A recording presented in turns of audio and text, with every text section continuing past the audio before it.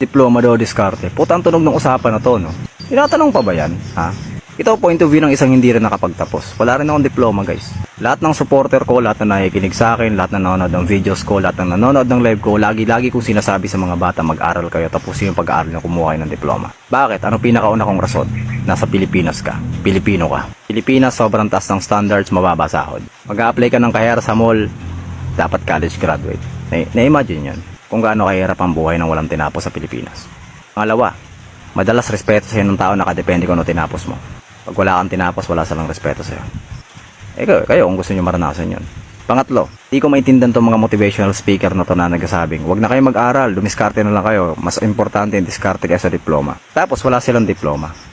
So saan sila kumukuha ng comparison? Paano nila nasasabi na mas okay yung diskarte sa diploma kung hindi nga nila naranasan na magka-diploma? Paano mo magkukumpara yung isang bagay na hindi mo nga nakuha?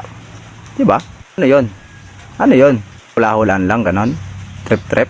Patlo, sige, sabihin na natin. Nakinig ka nun sa mga motivational speaker na diskarte na lang, huwag na kayo mag-aaral. Ano ba makukuha mo pag nakinig kayo sa kanila? Wala. Motivation lang na huwag na kayo mag-aaral. Yun lang naman ibibigay nila sa inyo. Tapos gagawin lang nilang sample yung mga buhay nila na ako nga ganito, ako nga ganyan, ako nga ganito, ako nga ganyan. Tapos ikaw naman, tanga ka, nakalimutan mo na magkaiba kayo ng buhay. Nakalimutan mo na magkaiba kayo ng utak. Nakalimutan mo na magkaiba ng takbo yung buhay nyo. Nakalimutan mo yung mapait na katotohanan na hindi porket kaya ng iba, kaya mo rin. Kasi magkakaiba tayo ng pagkatao. Diba? In the end, isi-seminar ka ba nila kung paano nila diniskartehan yung buhay nila? Hindi. Ituturo ba nila sa'yo kung paano yung diskarte? Anong klaseng paghihirap ang pinagdaanan nila? Hindi. Lagi lang naman nilang ulit-ulitin sa'yo mga success na nila eh. Yun lang naman. Diba? Yung hirap, sasabihin ba nila sa'yo? Hindi. Pag nag-aral ka, ano makukuha mo pag nag-aral ka? Diploma. Diba? May armas ka na agad paglabas mo sa tunay na buhay. Unlike dun sa mga motivational speaker, tangina yung pag-aaral, makakakuha ka rin ng diskarte ron. Nyo ba alam sa college, putang ina, doon kayo tinuturuan ng mga simpleng diskarte sa buhay? Sino sample? Ha? Ito sample, bobo ka, may thesis kayo, automatic dapat nagapak ka kasi bobo ka, diba? Siyempre, didiskarte ka ngayon. Sabi mo sa grupo mo, pre, kahit tagaluto na lang ako kanton, pre, kahit runner na lang ako. Yun, pasado ka kahit bobo ka. Diskarte.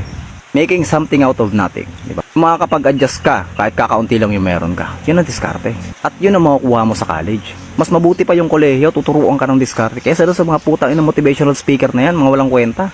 Ang pinaka nakakatawa doon, isasample pa nila minsan, si Mark Zuckerberg. Si Mark Zuckerberg nga, undergraduate pero bilyonaryo na ngayon. Puta na si Mark Zuckerberg, henyo yon. IQ nun, 152. Kasi ikaw naman natatanga-tanga ka, hindi mo nga alam kung ano yung square root ng 12, naniwala ka naman. Alam nyo dapat gawin yung motivation? Si Johnny Sins. Si Johnny Sins, naging doktor na, nag-abogado pa. Hindi pa siya nakontento, nagpulis pa siya.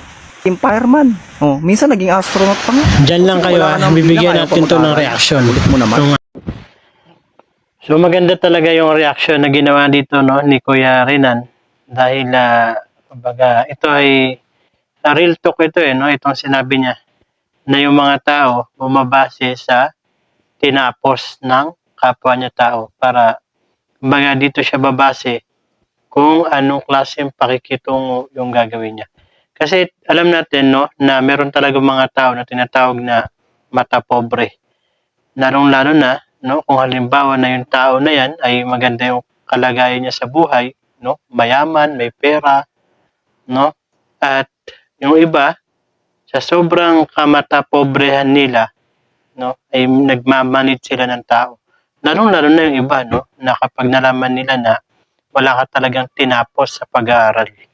So, ito yung katotohanan na yung pera o yung kayamanan ng isang tao kasama na yung tinapos na minsan pag hindi nila nagagamit sa tama, hindi na nagagamit sa tama, natututo silang mantapak ng tao. Natututo silang magmalaki sa kanilang kapwa. Meron pa dyan na akala mo kaya nang bilihin yung buhay ng isang tao. So alam natin na hindi basihan sa pagiging makatao itong meron ka bang natapos o wala, meron ka bang pera o wala, meron ka bang diploma o wala. Ang batayan ng pagiging makatao ng isang tao ay yung marunong siya.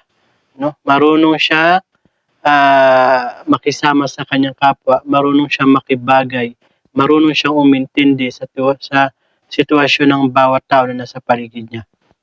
At hindi yung kung wala lang natapos, ay idadaw na natin lalo yung isang tao. So, ganun pa man, ang ano kasi dito, ang isa pa sa punto kasi dito na ano ba yung maganda. Kumbaga, diploma ba o diskarte. Actually, may point talaga siya rito.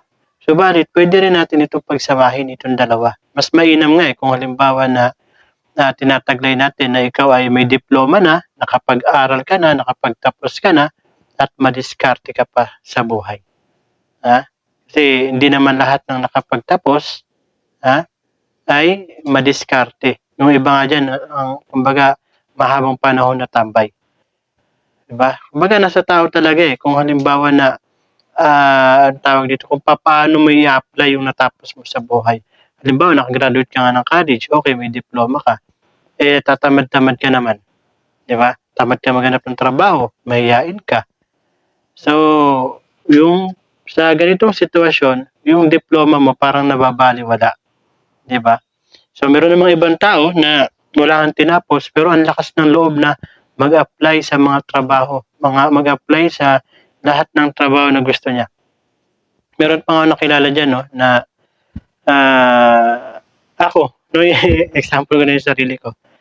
Pagka-graduate ko ng elementary,